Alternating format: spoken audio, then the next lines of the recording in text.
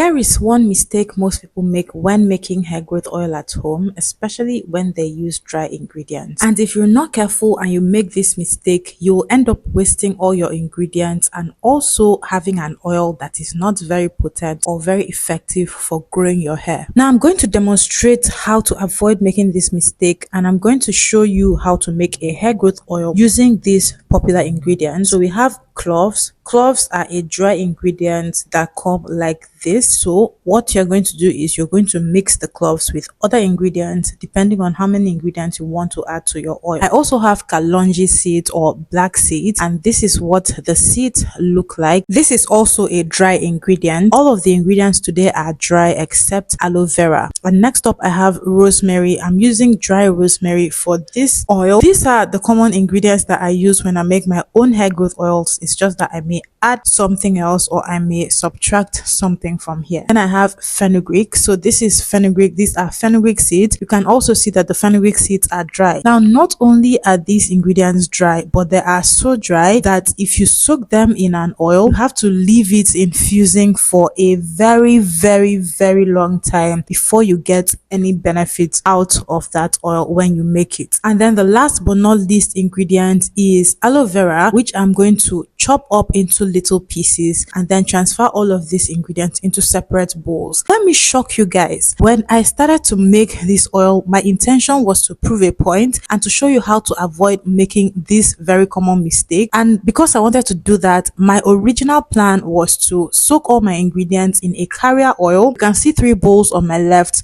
So I was going to soak one bowl for 24 hours and soak the second bowl for 48 hours and then soak the third bowl of ingredients for 72 hours, meaning I was going to soak one bowl for 1 day, the second bowl for 2 days, and the third bowl for 3 days. But guys, I ended up soaking this oil for over 2 weeks, and by the end of 2 weeks the oil still looked yellow as if I had just put the ingredients. Keep watching guys and you're going to see exactly what I'm talking about. So generally, by the time you are making a hair growth oil and you want to infuse your ingredients, if you blend all your ingredients and then you add your carrier oil and let it infuse for, even if it's 24 hours, 48 hours, whatever number of hours or days you infuse it for, you will see that the oil will begin to change color and become darker. But this one, I let all these dry ingredients sit in the oil, and by the end of the 2 weeks the oil was still yellow because I used olive oil as my carrier oil. So the oil was still very yellow as if I just added the ingredients. And for me, that is just one type of oil that I cannot use because you will see that the ingredients are just settled at the bottom. And one way you can tell whether the ingredients have infused into an oil or a water, let's use water. If you add water to dry ingredients, of course the ingredients will swell up and it will be different from the first day you add that water to the ingredients. But that did not happen in this case. Although it is important to note that water and oil are very different and it's easier for dry ingredients to infuse inside water compared to oil. So don't waste your ingredients until you know this. Don't waste your ingredients until you know that infusing them dry into an oil is just going to take way longer to infuse, and it's also pretty much a waste of time. So if you are trying to infuse ingredients and they are dry, I don't mean things like aloe vera. If you just use dry ingredients for your oil, I would suggest you blend all of those ingredients into a powder. And these are my bowls containing the ingredients. I added equal quantities of the ingredients into all 3 bowls. Then I added my carrier oil. Remember, my original intention was to leave one bowl for 1 day, the second bowl for 2 days, and the third bowl for 3 days. You can see how clear my carrier oil is. I use olive oil for my carrier oils whenever I make hair growth oils because by the time all of the ingredients infuse into the oil, it becomes very potent, and olive oil is not a heavy oil, and because it's not heavy like castor oil, it penetrates easier into my hair and scalp, and it also allows the oil to absorb the ingredients I use better compared to heavier oils like castor oil. So I like to stick with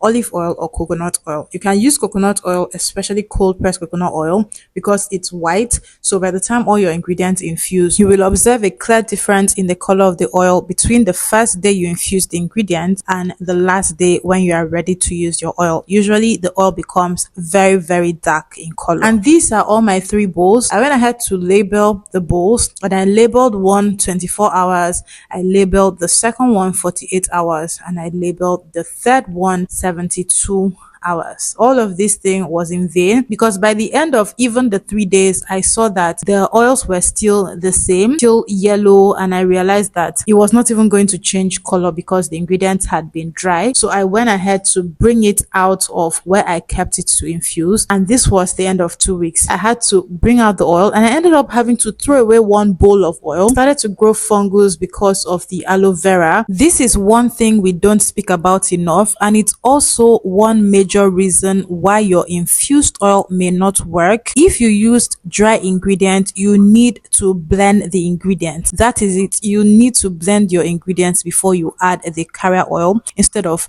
adding just the ingredients and then adding oil on top. Blending the ingredients is going to help the oil to extract all of the nutrients that are needed to grow your hair from the ingredients. And now this is where the difference comes in. You can see the bowl, or the 2 bowls of infused oil I left for 2 weeks. I just turned one into the other, and then I went ahead to blend the leftover ingredients I had. After that, I transferred the ingredients that had been sitting for 2 weeks into a pan, and I placed that pan over the fire. The reason I did this is because after I noticed that the other one, that's the 3rd bowl, had fungus on it because I had not boiled it initially, I just knew that it was because of the aloe vera, and I had to put this one on fire if I did not want the same situation to repeat itself. So once I was done cooking all the ingredients, I now came and I transferred the blended ingredients into one bowl, and then I ran ahead to add in more carrier oil to this bowl. This one is so much easier. By the time you add your carrier oil and then you come back and check it after a few days, usually I tell people, and we know generally, the longer you leave your oil to infuse, the more potent it becomes and the more beneficial it becomes for your hair. Meaning, when you apply such an oil to your hair, an oil that has been left to infuse for days or weeks at a time, your hair is going to grow better and is going to be healthier. If the oil was meant to make your hair stronger, all of those benefits are going to double. And now look at the oil that I placed on the fire. It's like this because it was sitting for 2 weeks and I did not cook it with the aloe vera from the first day. That's just what happens. So you can say that it almost fermented, even though it did not exactly do that. Please, I strongly recommend, if you're trying to infuse an oil and you use dry ingredients and add something like aloe vera, which is a wet ingredient, even if you add something like honey or you add something like glycerin to just help add moisture into that oil, you need to place those ingredients and your carrier oil on fire. Take note of this. And that's just the simple hack you need to take note of, or I'll just call it a simple step that is going to make a huge difference for the hair growth oil you infuse. So remember, again, if you are using dry ingredients, blend all the ingredients first, and then you can add your carrier oil and either let it infuse on its own, or you can place the ingredients in a pan, add your carrier oil, and then place the pan on fire to cook. And afterwards, you take it off, let it cool down, transfer it into a container, and allow it infuse for a more prolonged period of time. So I transferred the oil that I cooked on fire to a bowl here. I can see on the left is the one that I blended, and then on the right is the one that I cooked that had already been infused. And already the oil on the left is a darker color compared to the oil on the right that is still with the ingredients whole but cooked. And just that simple thing can make all the difference in how potent, how rich, and how effective your hair oil comes out. I hope you learned something from this video. Kindly give the video a thumbs up to help with the engagement. And if you're new to the channel, welcome. If you're a returning subscriber, also welcome. Thank you so much for watching. I'll see you in my next video. Bye guys.